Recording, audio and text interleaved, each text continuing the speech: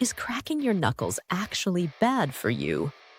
That sharp pop sound isn't your bones breaking.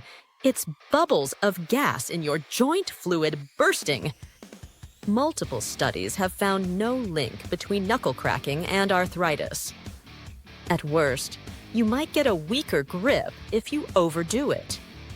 So next time someone scolds you, remind them it's mostly harmless science. Do you crack your knuckles every day?